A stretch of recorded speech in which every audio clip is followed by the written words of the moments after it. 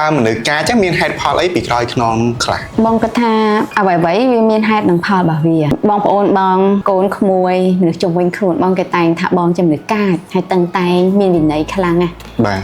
កាប់ប៉ាខ្ញុំជួបបងដំបងក៏ feeling អញ្ចឹងដែរមែនណាអូអត់ដឹងសោះនេះថាជួបមកគេថាបងកាចកាប់ប៉ិតថាជាមុខមាត់បងអាចបញ្ជាប្រាប់ថាបងជាមនុស្សកាចតែកាប់ប៉ិតទៅបងមិនមែនជាមនុស្សកាចទេតែបងជាមនុស្សមានវិន័យទី1បងមានវិន័យទី2គឺបងរស់នៅសមចៃហើយទី3ទៀតគឺបងចូលចិត្តរស់នៅស្អាតរស់នៅបានថាមានអនាម័យហើយទី4គឺបងចូលចិត្តរៀនសូត្រអញ្ចឹងទី5ទៅគឺបងមានអ្វីដែលមិនល្អបងតែងតែកែលម្អខ្លួនឯងចំណេះអញ្ចឹងដោយសារបងជាមនុស្សដែលមានគេហៅគោលការណ៍ទាំង5នៅក្នុងខ្លួនបងអញ្ចឹងបងតែងតែរំពឹងថាមនុស្សជុំវិញខ្លួនបងជាពិសេសកូនក្មួយរបស់បងក៏មានគោលការណ៍ទាំង5ដូចបងដែរនៅពេលដែលយើងជាមនុស្សមានវិន័យធ្វើអ្វីមួយធ្វើដោយយកចិត្តទុកដាក់ហើយធ្វើដោយមានគេហៅថាហេតុផលដែលត្រូវធ្វើមិនមែនឧទាហរណ៍ថាថ្ងៃនេះធ្វើទៅស្អែកឈប់ធ្វើទៅឧទាហរណ៍ហាត់ប្រាណអញ្ចឹងចាស់បើយើងជ្រើសយកហាត់ប្រាណពេលព្រឹកយើងត្រូវហាត់ប្រាណពេលព្រឹករាល់ថ្ងៃ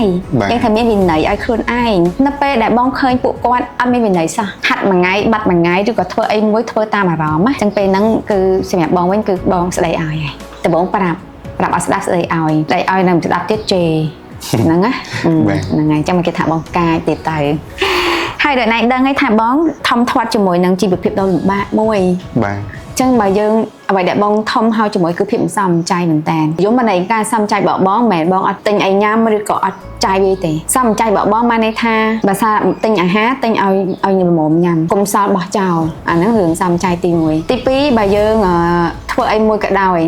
លុយរកបានប្រហែលប៉ុន្តែដល់ពេលទិញអីមួយអត់មានការគិតទេនឹងបងអត់ធ្វើអញ្ចឹងទេអញ្ចឹងបងមានការសមចៃទៅលើការរស់នៅឧបមាថាបងប្រើគ្នាមួយចាស់លុះណាតបាត់មកបងទិញថ្មីទោះបីគ្នានឹង1,000ក៏ដោយអញ្ចឹងបងថែរក្សាវាអញ្ចឹងការសមចៃរបស់បងមកពីការថែរក្សាហើយទី3គឺបងជាមនុស្សរស់នៅស្អាតទោះបីគ្រួសារបងក្រក៏ដោយផ្ទះបង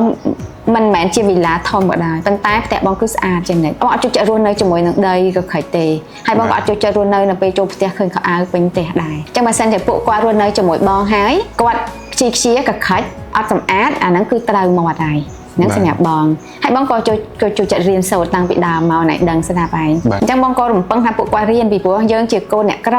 មានតែការសិក្សាទេដែលធ្វើឲ្យយើងអាចល្អជាងថ្ងៃនេះបានអញ្ចឹងនៅពេលដែលបងខំប្រឹងជួយគាត់ផ្ដល់ទាំងកម្លាំងកាយកម្លាំងចិត្តឲ្យលុយឲ្យគាត់ទៅរៀនទៀតហើយនៅពេលដែលគេអត់រៀនអណៃខឹងអត់ខឹងហ្នឹងមែនអត់លុយហ្នឹងយើងផ្ដាច់ពីមាត់ពីកឬក៏ពេលខ្លះខ្ចីលុយគេឲ្យគាត់រៀនណា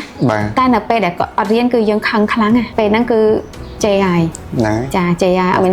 ចាអត់មានຕົកទេហ្នឹងហើយអានេះគឺជាមូលហេតុដែលបងស្ដីឲ្យពួកគាត់ណាអ្វីដែលសំខាន់បងជាមនុស្សម្នាក់កើតមកគ្មានអ្នកណា perfect ទេប្រកាសជាមានធ្វើខុសមិនល្អហើយមិនណែអូនប៉ុន្តែបងជាមនុស្សឆាប់ដឹងខ្លួនបងអាចកែលម្អបាននៅពេលដែលបងខុសអញ្ចឹងសម្រាប់បងវិញគឺបងមិនមែនជាមនុស្សកាចទេប៉ុន្តែបងគ្រាន់តែមានគោលការណ៍និងវិន័យផ្ទាល់ខ្លួនតែ5ចំណុចហ្នឹងតែប៉ុណ្ណោះអញ្ចឹងនៅពេលដែលបងស្រឡាញ់បងប្អូនគ្រួសារកូនក្មួយនៅពេលដែលគាត់ធ្វើអត់បានហើយនៅពេលដែលយើងប្រឹងប្រែងកែលម្អគាត់ឲ្យធ្វើអត់បានពេលហ្នឹងការចាយការសម្ដីយើងមិនដែរព្រោះហេមិនដែរអូនឯងធ្វើខុសអញ្ចឹងយើងអត់ដែរមែនទេគាត់ជេរសិនទេណាតែជាពិសេសនៅពេលដែលយើងប្រឹងហើយយើងសំចៃមិនហ៊ានចាយយកលុយទៅបង់លុយឲ្យគេបង់សាលាឲ្យគេរៀនណាហ្នឹងគឺខឹងខ្លាំងណាប៉ុន្តែឥឡូវបងដូរហើយបងចង់និយាយថាបងទី1បងចាស់ទុំជាងមុនទី2បងក៏បានចូលទៅវិបស្សនានិងរៀនធម៌បងបានយល់អញ្ចឹងបងបានកែលម្អហើយស្វែងយល់ពីពួកគាត់អញ្ចឹងគេហៅថាវិធីសាស្ត្រក្នុងការទៅជែកជាមួយគាត់នឹងនិយាយមួយគាត់បងបានបដូរហើយចាអញ្ចឹងហ្នឹងហើយមនុស្សដែលការសិតតែមានហេតុផលអូនវាអត់ដែរសុកគេទៅជេរយើងទេចាហ្នឹងគឺជាអ្វីដែលបង